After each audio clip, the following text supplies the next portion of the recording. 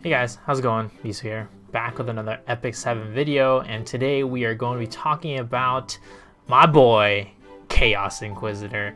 So recently Chaos Inquisitor was given a buff, basically does more damage overall now, and while I don't think that buff made him any more viable, I guess, it did help, and it made him a little bit stronger, and I think that Chaos Inquisitor plays a pretty important part to today's meta, especially in Guild War. In RTA, probably not so much. I haven't tried him out much there, but I would expect him to be hard to use.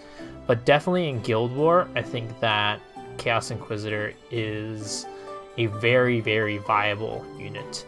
So, talking about Chaos Inquisitor, what's his kit and what makes him special? Well, what makes him special is pretty much his S2, right? So it's kind of like Temper Surin's S2, except, it doesn't get stealth or cleanse, but it is a lower amount of damage, right? Temper Surin's like 51% damage is the max you can get dealt, and this one's 35, so that's really nice. So because of the skill is why he works. His S3 does a lot of damage, and then when you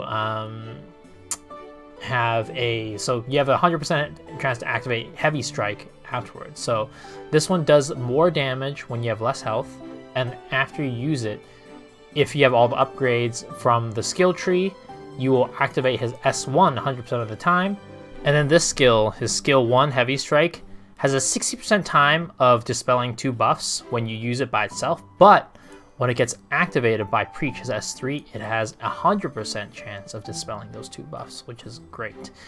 And this leads me into kind of his role in the meta, in the Guild Wars meta and everything, and why I think that he is really good for the meta. So, who do I think this guy counters? Well, I think this guy hard counters Kayron, to be honest.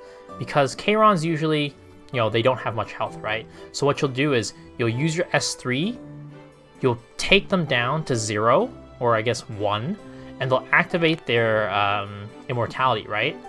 And then it'll follow up with Heavy Strike and strip his immortality buff.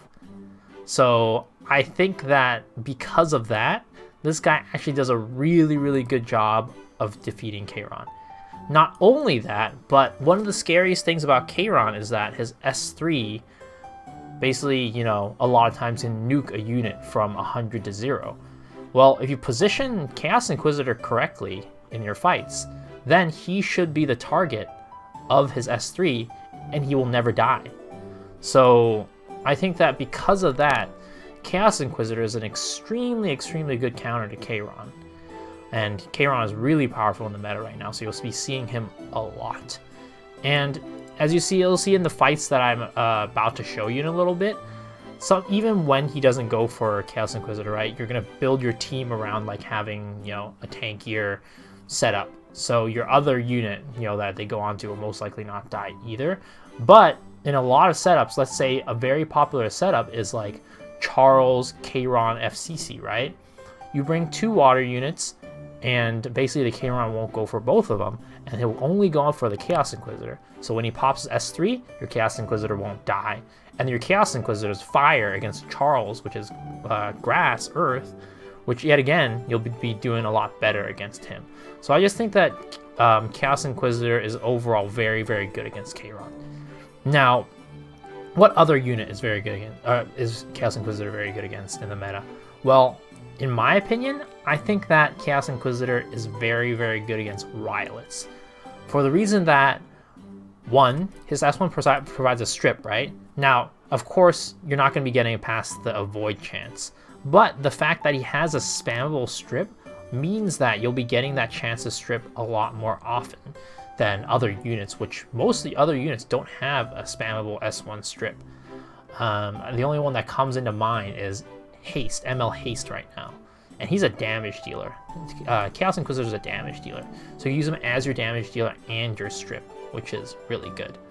And the other reason why I think that he's really good against Riolets too is because Riolet, a lot of times, like Kayron, takes a unit from 100 to 0, and that's something that you worry about, right? You can't really bring a DPS into your fight with Riolet unless your DPS is one, able to counter them completely, or you're able to strip them or whatever with a flurry or with Melissa as your DPS. I think, of course, Melissa is a much better counter than Chaos Inquisitor, but not everybody has her, right? So you can use Chaos Inquisitor in that case. And sometimes it's a little bit hard to position Melissa as well, because they have some other units that are, I guess if you don't kill them, they will kill you type of situations. So Chaos Inquisitor can come into that as well.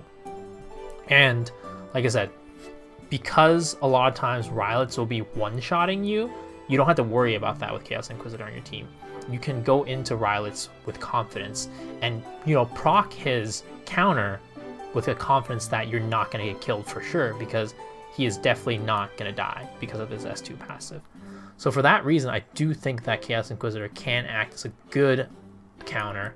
Not like a for sure counter like a Melissa, but he is a good counter, or like a Flurry, but he is a good counter against Riolets. And the problem with Flurry is that, a lot of times you have to speed tune your team very well to make it work well. So you S3 into the Riolet, but if he goes before your DPS, then, he gets his evasion buff back. So that's why sometimes I actually don't prefer Flurry and, would rather bring like a Chaos Inquisitor. But that's just personal preference there. I think that, there are a couple counters, and I think he is one that could be a pretty good contender for a Riolet counter, especially on Guild Wars, because of that. Of course, counter is being very loosely used, I guess, here. He's just good against them, I guess.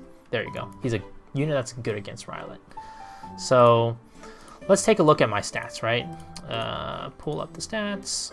So right now I have my Chaos Inquisitor built on speed, immunity, and with Elbrus, right? So he's about 3k attack with 12.7k, 13k HP, 775 speed, about 100% crit chance, and 260% crit damage, and 25% effectiveness, which just comes off of his gear, I believe, yeah.